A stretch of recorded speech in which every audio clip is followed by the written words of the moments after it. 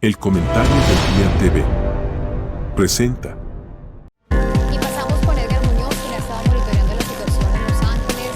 Se llevaron a 3, 4 trabajadores de la construcción de estas protestas en las calles pidiendo por parte de algunos manifestantes tropas militares de los países. Como pueden ver a la foto, prácticamente United States tries to help broker a ceasefire deal in the Middle East. On Israel to do more to address the humanitarian crisis. Ukraine. President Trump has a new warning for Russian President Vladimir Putin. Yeah, he's also calling on Israel. Hola a todos y bienvenidos sean a nuestro querido programa de Bitácora Internacional de El Comentario del Día. Yo soy Fernanda y voy a estar hoy con ustedes. Hoy quiero hablar con ustedes sobre el tema de lo que está sucediendo en Gaza, ¿no? Con Israel, las tensiones diplomáticas, pero sobre todo el tema de cómo todo esto implica mucho el derecho internacional, ¿no? Las relaciones diplomáticas, las movilizaciones sociales que vemos hoy en día, porque mucho se habla de estos temas, pero luego no todos entendemos bien a qué se refieren cuando estamos hablando de eso, ¿no? Porque no tenemos un poco de contexto de, perfecto, me están diciendo esto, pero no entendemos muy bien realmente de qué se trata, ¿no? Entonces, realmente esta semana se han cumplido 2 años desde el ataque del 7 de octubre, ¿no? Donde empezó esta gran tragedia y masacre del pueblo palestino. O sea, que si bien el 7 de octubre comenzó con un ataque de Hamas, la historia no comienza ahí, ¿no? O sea, comienza inclusive antes de la existencia del Estado de Israel, ¿no? Desde que se estableció. Es la iniciativa de un Estado para los judíos, de un lugar donde ellos pudieran llamar su país, comenzó, creo que desde finales del siglo XIX, si mal no me equivoco, y se firma con la Declaración de Balfour a principios del siglo XX. Podría ser un poco equivocada ahí con mi timeline, pero bueno. No, pero es un tema muy complejo, pero que también nos ayuda a entender la importancia del derecho internacional humanitario, de derechos humanos, inclusive el derecho marítimo, ¿no? La ley del mar, ¿no? El rol de las cortes, del Consejo de Seguridad, las Naciones Unidas, cómo funcionan y se hacen y deshacen las relaciones diplomáticas, los acuerdos comerciales, ¿no? Entonces, sí es un poco, aunque es una tragedia, sí es un caso de estudio para quienes nos gustan estos temas, muy importante y muy relevante, ¿no? Entonces, primero hablamos de un genocidio, ¿no?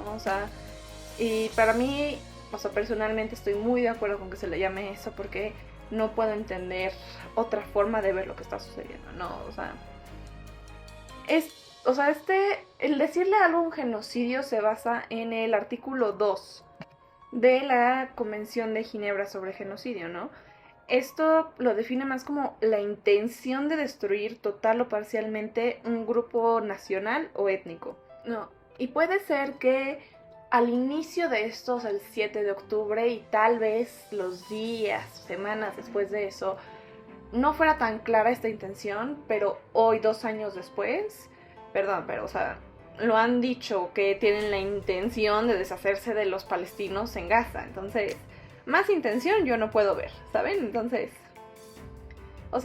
porque hoy en día la cifra de palestinos que han muerto, ya está rebasando las 60,000 personas. Háganme el favor, si esto fuera realmente contra Hamas, ¿no? Quienes realmente hicieron este ataque el 7 de octubre, si realmente fuera por ir por quienes tomaron como rehenes, de estos más de 60,000 personas, el 70% no serían mujeres y niños, que además también están protegidos bajo las leyes del derecho internacional, pero vamos para allá, ¿no? Entonces, no solo niños y mujeres han sido atacados, sino también personal médico, periodistas, ¿no? La intención de causar un daño masivo e irreparable está ahí, ¿no? Entonces, regresando un poco a esta definición de genocidio, intención de destruir total o parcialmente.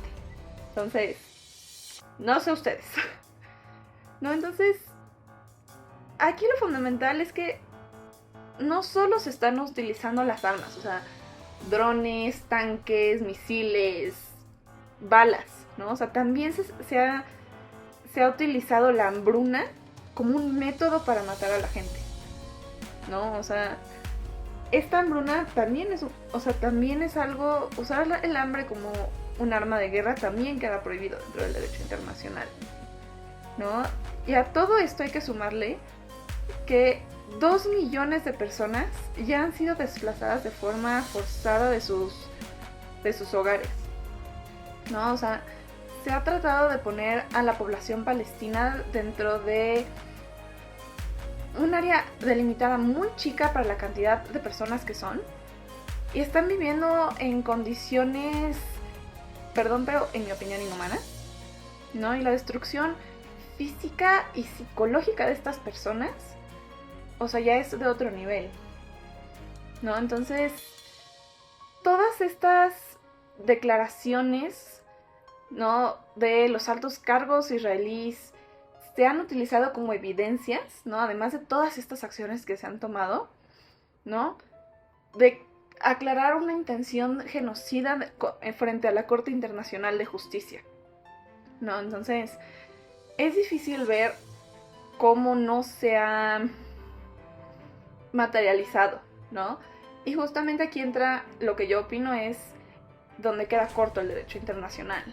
No existe un ente capaz de hacerlo valer, ¿no? Entonces por eso justamente este conflicto está siendo una prueba de fuego para el derecho internacional humanitario, ¿no? O sea, desde el uso de la fuerza desproporcionada, ¿no? O sea, que está haciendo, a ver, sí, ok, Hamas llegó y secuestró gente, que también es un delito dentro del derecho internacional humanitario. Cabe aclarar que aquí parejo todos, ¿no? O sea, sí es un delito, ¿no? Pero el llegar y atacar eso, que fue un ataque de unas horas, un día, ataques constantes por 2 años que han matado a más de 60,000 personas, ¿no? O sea, ahorita no recuerdo cuál ha sido la cifra de israelíes civiles, ¿no?, que han muerto a causa de este conflicto. Es un insulto decir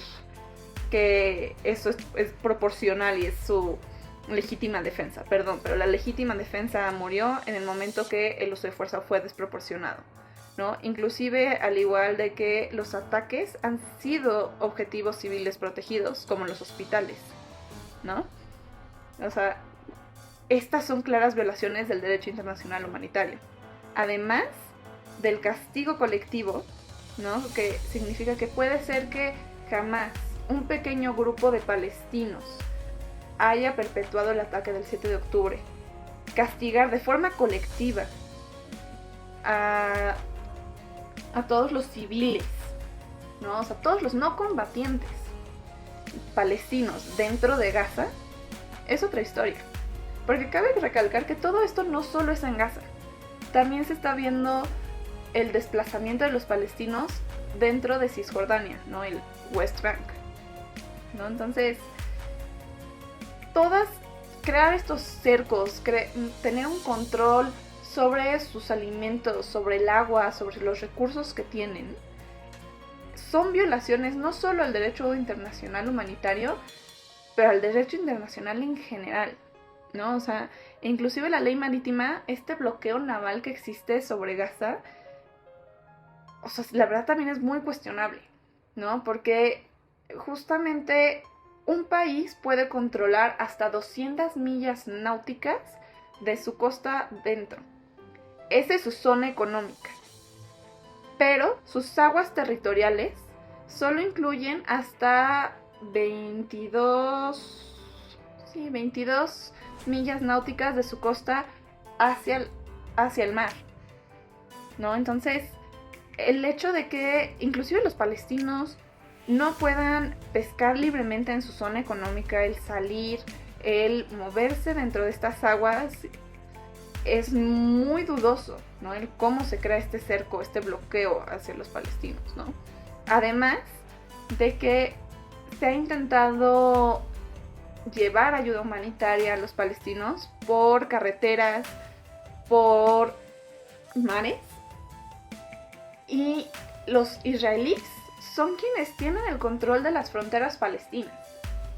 O sea, a mí eso me causa mucho ruido para empezar, ¿no? Que ahí no estoy muy segura, pero estoy bastante segura que sí puede ser otra violación al derecho internacional ahí, ¿no?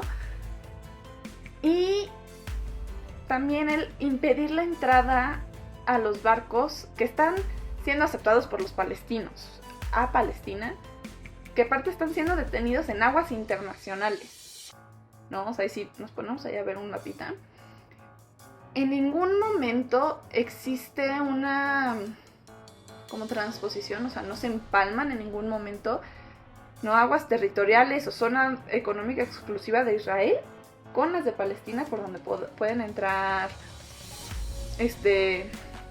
los barcos. O sea, entonces ni en su zona económicamente exclusiva, están en aguas internacionales, ¿no? Y a esto hay que añadir que las cortes internacionales, tanto la Corte Internacional de Justicia como la Penal Internacional, han buscado, o sea, sí han tenido resoluciones buscando tener medidas provisionales para prevenir estos actos de genocidio, ¿no? O sea, inclusive han buscado, o sea, que Israel garantice la entrada de ayuda humanitaria, cosa que no está haciendo, ¿no? O sea, y la Penal Internacional en particular sí tiene órdenes de aprehensión contra el primer ministro Benjamín Netanyahu y su ministro de Defensa, ¿no? Como búsqueda de rendición de cuentas. El tema aquí es que dentro del derecho internacional, nuevamente, no existe un ente capaz de hacer que los países hagan caso sí porque sí. O sea, tomando el ejemplo de aquí en México. Si tú vas y rompes la ley, si tú vas y robas algo, pues va a llegar la policía, va a ir un juez, no, te van a meter a la cárcel. O sea, sí hay una forma de hacerlo valer.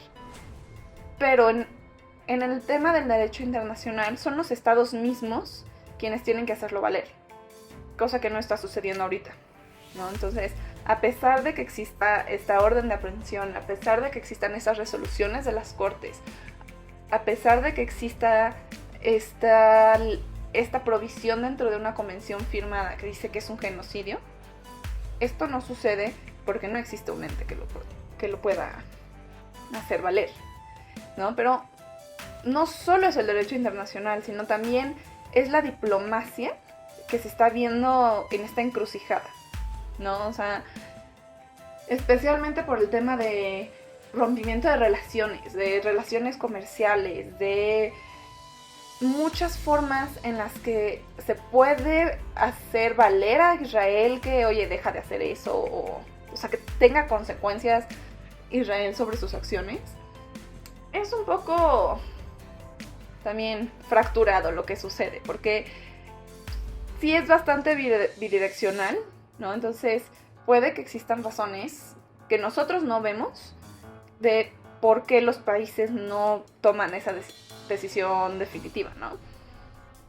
No, aunque sí la crítica más fuerte que ha surgido ante todo este conflicto, ¿no? Es desde América Latina justamente, particularmente desde Colombia, Brasil y Bolivia. Han sido quienes más se han solidarizado con el pueblo palestino, ¿no? Que, a ver, mis respetos a Gustavo Petro de Colombia. O sea, creo que es mi héroe en toda esta historia, ¿no? Porque sí ha sido de los que han sido más vocales y sí ha tomado decisiones más contundentes con Israel, ¿no? O sea, sí ha buscado hacer valer estas leyes internacionales a través de la diplomacia, ¿no? O sea, con el rompimiento de relaciones diplomáticas, suspendiendo la semana pasada el Tratado de Libre Comercio, ¿no? O sea, sí lo ha denunciado en foros internacionales amplia y públicamente, ¿no? O sea, sí existen estas acciones que si no solo las tomara Colombia, si las tomaran más países, ¿no? O sea, Estados Unidos sabemos que no va a suceder, ¿no? Pero si, por ejemplo, España lo hiciera, si Inglaterra lo hiciera, si Italia lo hiciera, si China lo hiciera, o sea, si más países tomaran estas acciones diplomáticas, ¿no? El derecho internacional sería valer mucho más, ¿no? O sea, es justamente esta encrucijada donde uno necesita del otro para poder existir y valerse, ¿no? O sea, todas estas suspensiones de compra y venta de armamento, impedir que armamento que vaya hacia Israel para usarse en Gaza se detenga, ¿no? O sea, por ejemplo, es algo que ha hecho España, ¿no? O sea, inclusive hace 1 o 2 semanas, sí, 1 o 2 semanas fue, que el gobierno de Pedro Sánchez se negó a recibir un cargamento de armas que provenían de Estados Unidos, ¿no? Que hicieron parada en España, en Gibraltar, para llegar a Israel, ¿no? O sea, ese tipo de acciones son las que más se toman, ¿no? Entonces, España realmente, o sea, Colombia principalmente, ¿no? Ha sido quien ha liderado esta lucha junto con Sudáfrica, quienes fueron los que pusieron la demanda inicial ante la Corte Penal Internacional, ¿no? Para poder definirla como un genocidio, que la Corte Penal dijo que hay posible evidencia de que haya un genocidio. Eso fue hace, creo que 1 año y medio. Si antes había posible evidencia, ahora no sé qué sea, ¿no? Entonces, justamente otra cosa que se hace es este reconocimiento del Estado palestino, ¿no? O sea, algo que ha ido mucho en el alza. O sea, la última vez que chequé, creo que ya eran casi 180 países en el mundo que reconocían al Estado palestino.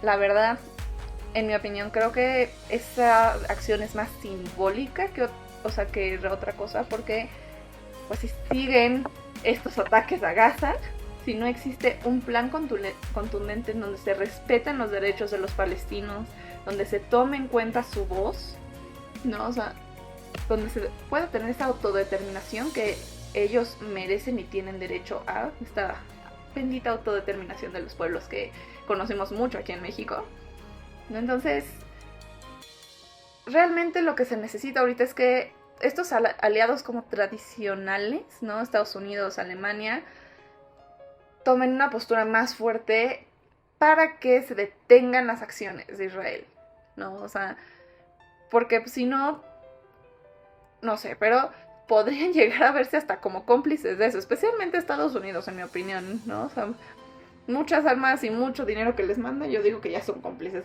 o sea, pero bueno.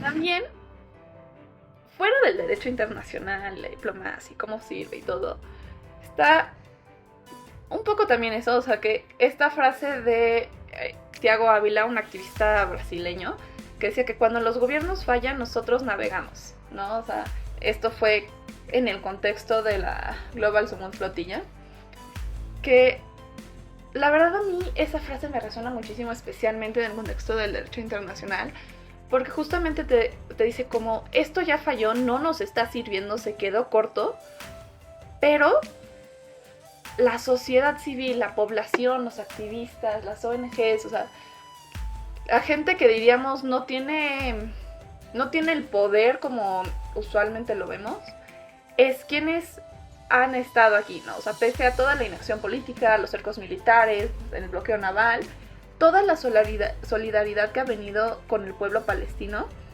la verdad, ha crecido exponencialmente en todo el mundo, ¿no? O sea, y una cosa que es bastante curiosa es que todo esto se ha organizado a través de redes sociales, ¿no? Entonces, justamente a través de Signal, Instagram, Telegram, Twitter, Facebook, X, lo que quieran, ¿no? Se ha podido crear esta gran red de solidaridad con el pueblo palestino que la verdad está llegando a una proporción en la que vemos los beneficios que pueden tener las redes sociales, ¿no? O sea, el decir, el mundo falló, pero el mundo está aquí, ¿no? O sea, los gobiernos no están actuando, ¿no? O sea, se han creado estas protestas globales, inclusive apenas la semana pasada, por ejemplo, que Israel interceptó a los barcos de la Global Summit Flotilla. Vimos estas olas masivas de protestas en capitales y ciudades de todo el mundo, o sea, en Berlín, en Italia, en España, en Colombia, inclusive aquí en México, en cómo la gente sale para pedir este cese al fuego y fin al genocidio, ¿no? O sea, esta resistencia que se crea desde las personas, porque no solo es una resistencia a decir alto ya, ¿no? O sea, es una resistencia a decir nosotros sí creemos en este derecho internacional. Entonces, es algo que curiosamente a mí me hace pensar si se está creando o generando un nuevo mecanismo para hacer valer este derecho internacional, ¿no? O sea, entonces, eso a mí se me hace muy curioso, ¿no? O sea, justo la Somos Flotilla, por ejemplo, o sea, eso creo que es el mejor ejemplo para esto, ¿no? O sea, el bloqueo naval en Gaza lo pusieron los israelíes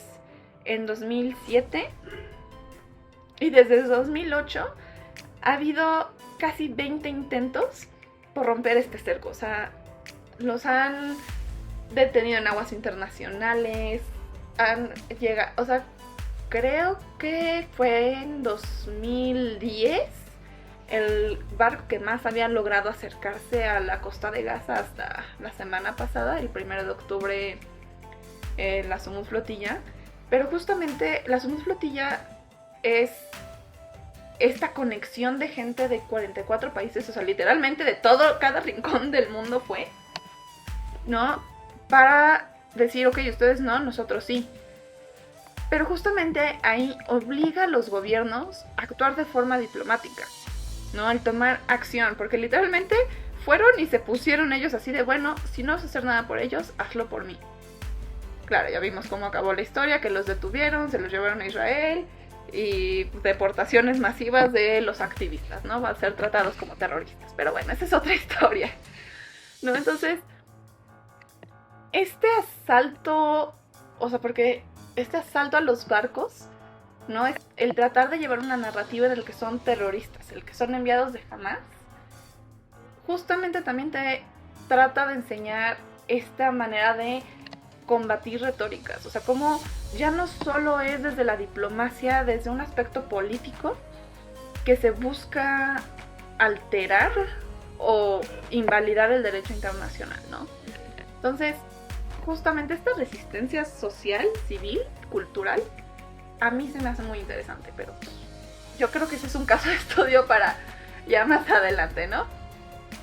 Pero justamente ahora que se cumple este segundo año y comienza un tercero, o sea, a mí me explota la cabeza que vamos a comenzar un tercer año de toda la situación catastrófica que está sucediendo en Gaza, ¿no? O sea, yo creo que va a seguir empujando hasta dónde puede seguir existiendo el derecho internacional como tal y hasta dónde va a tener que actualizarse o cambiar o tratar de hacer algo, o sea, porque si no se hace algo ahorita por Gaza, es literalmente la frase de cuando vinieron por ellos yo no dije nada, pero cuando vinieron por mí ya no había nadie que dijera nada, ¿no? O sea, porque se ha hablado mucho de este Greater Israel, ¿no? Que la verdad yo no dudo por un segundo que una vez que acaben con los palestinos en Gaza, intenten irse hacia más dentro del mundo árabe, o sea, lo hemos visto con ataques a Qatar, a Irán, a Siria, a Líbano, a Egipto, o sea,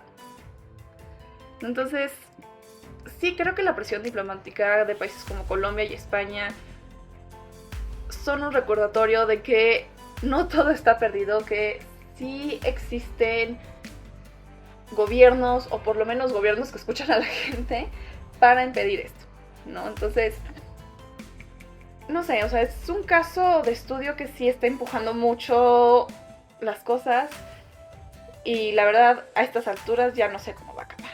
Pero pues bueno, muchísimas gracias por aquí escuchar mi querido rant sobre lo que está sucediendo con Israel y un poco de cómo todo está involucrando, debilitando y cuestionando el derecho internacional humanitario, de derechos humanos, marítimo, de todo, ¿no? Pero bueno, espero que lo hayan disfrutado mucho. Nos vemos aquí la próxima semana en su querido podcast, su querido video, bueno, ahora es podcast con puro audio, ¿verdad? De Bitácora Internacional. No olviden conectarse a el comentario del día todos los días de la semana a las 8:30 de la noche para poder ver todos nuestros distintos programas ¿no? Entonces, bueno, los quiero mucho y nos vemos hasta la siguiente semana. Gracias por acompañarnos en esta emisión. No olvides seguirnos en todas nuestras redes sociales y plataformas. Estamos en YouTube, Spotify, Apple Podcast y Amazon Music. Además, te invitamos a visitar comentariodeldia.com para más contenido exclusivo, columnas de opinión y análisis de actualidad. Suscríbete, comparte y forma parte de esta comunidad. Nos vemos en la próxima, aquí en el Comentario del Día TV.